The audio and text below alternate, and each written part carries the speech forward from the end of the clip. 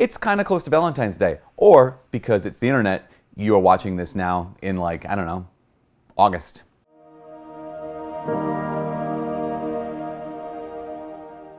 Hi, my name is Father Mike Schmitz, and this is Ascension Presents. Valentine's Day is always associated with love, right? But there's a particular kind of love it's always associated with. It's always associated with romantic love, and that's fine, that's great, that's neat. But did you know, you probably did, that the actual Saint Valentine wasn't necessarily associated with romantic love as much as he was associated with what this thing called agape, or self-sacrificial love. In fact, for romantic love, to be more than it is, to be more than simply the love of desire, right? So eros is the kind of love we refer to as romantic love. Eros, I think, if my Greek serves me, simply doesn't mean romance, it actually means desire, right? So that's why Pope Benedict, back in the day, he could say that even God has eros for us, not because he has romantic love for us, but he has a desire for us, like he wants us. What does he want? And this is the big key. This is the key with all love. It's the key with the romantic love, and it's the key, well, it's supposed to be, and it's the key to St. Valentine's actual love. Love, by definition, at least in our circles, to define love, it's more than a feeling. Thank you very much, Journey, right? Boston. Thank you very much, Boston. The band, not the city.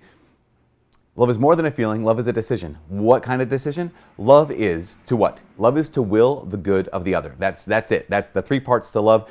Valentine's Day kind of love, or Jesus kind of love. Love is always going to be to will the good of the other. So let's break that down. Break it down. So to will, which means I don't simply want the good of the other. I don't simply desire the good of the other. To will the good of the other is to actually choose it. So it moves from being simply a desire to being a decision. And this is really, really important because it is not possible to simply love someone in your affections or simply to love someone in your dreams. We have to love them in real life. And by doing that, it means we're making some kind of decision. We're choosing something, right? So to love is simply to choose. Well, it begins to choose. But what we choose is very, very important. As they would say up here in the Northwoods, it is the important because we don't like to say all the words. We like to say just the first letter of the word. So love is to will the good of the other. So it's very important. It doesn't simply choose. It doesn't simply make a decision. It makes a certain kind of decision. To love is to will the good of the other person. And so what that means is not simply to choose, it doesn't even mean to choose the other person as much as it means choose the good for the other person. And in order to know what's good for a person, I have to know what a person is, right? Because if I don't know what a thing is, I will not know what is good for that thing, right? So because there's a difference between I've heard this analogy back in the day, a cactus and a weeping willow.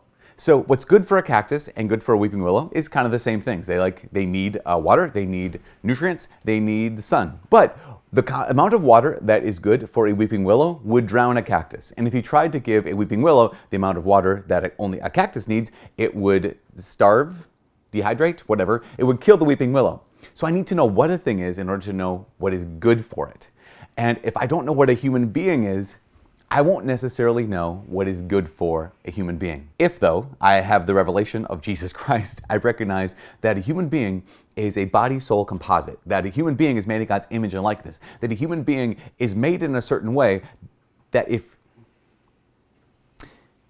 it is treated a certain way, the human being, I mean, not just the body, not just the soul, the whole human person, treated a certain way, given a certain number of things, and is not used, but is actually what is good for it is chosen, is given, and is withheld, not the bad stuff is withheld, then actually that promotes that human being's flourishing.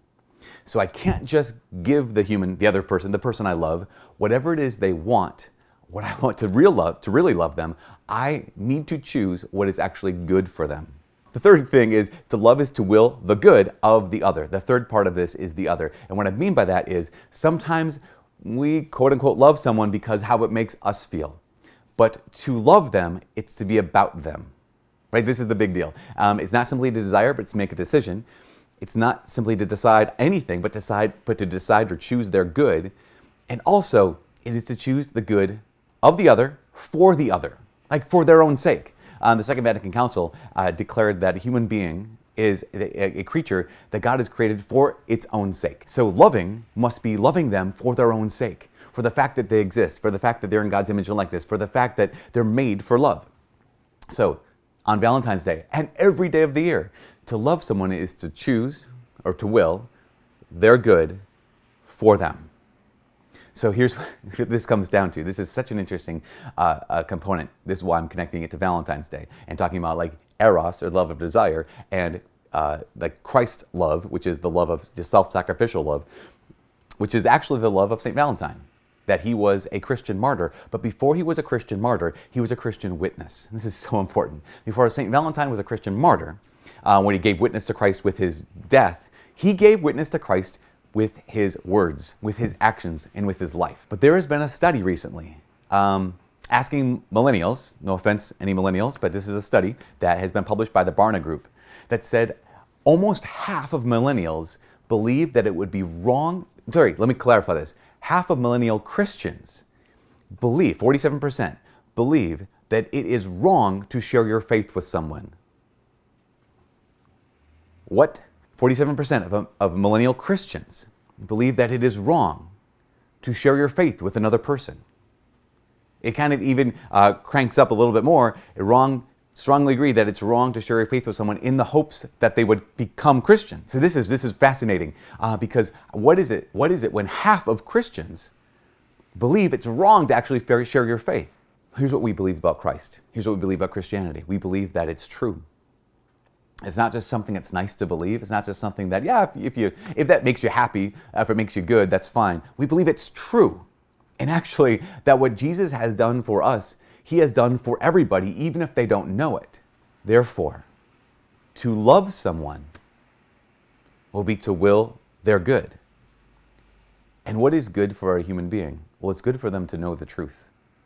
What is good for the people around us? It's good for them to know that they are known by God and loved by God, and that God is the kind of God who actually, at one point in human history, took on a human nature, and in that human nature, he lived and suffered and died and rose from the dead so as to redeem us and save us from our sins and give us a purpose in this life. Like, if that's true, then it is good to share that with other people. And here's the point, if it's true, to not share with someone else is to not love them. If this is true, if what we believe as Catholic Christians is true, to not share it with someone else is to not love them. It is to not will their good. Which is why there's a little bit of a hopeful statistic, but it also shows that sometimes we can be a little bit schizophrenic in our beliefs and in our minds. I think 65% of millennial Christians also said that a important part of their faith is sharing it with others. I don't understand those statistics, and maybe the Barna Group people have been able to interpret those. But what I think it is this. I think that we have a culture that says your faith is not only personal, your faith is private. So we're like, okay, I shouldn't share it. On the other hand, we hear the gospel that says, no, go out and baptize and teach the good news. Make disciples of all nations, that Jesus says, right? The last chapter of Matthew's gospel. And so we have this conflict. And so hopefully today, or any day on St. Valentine's Day, the feast day of St. Cyril and Methodius, a day of love, that we recognize that whether it's eros, the love of desire, I desire you to know Christ, or the self-sacrificial love, agape, like I desire to pour myself out for you, or philia, or storge, these other kinds of love, whatever kind of love it is that desire, not simply desire, the decision to choose the good of the other. Who have you shared Christ with today? Whether it's through your words, in bearing witness to him with what you say, or through your actions in bearing witness to Jesus with how you live and how you treat other people. Who have you shared Jesus with today? If I haven't, have I really loved? And when I do, it must always not be for me, but as love is, it is for the good of the other. It's for the person that I'm sharing with. That's what I got for today. Hey, if you like this, smash the like button. If you like Valentine's Day, smash the like button. If you like the feast day of St. Cyril and Methodius more, smash the like button. And if you hated this, just stay away from that dislike button because no one likes to see the thumbs down. Man, from all of us here in Ascension Presents, my name's Father Mike. God bless.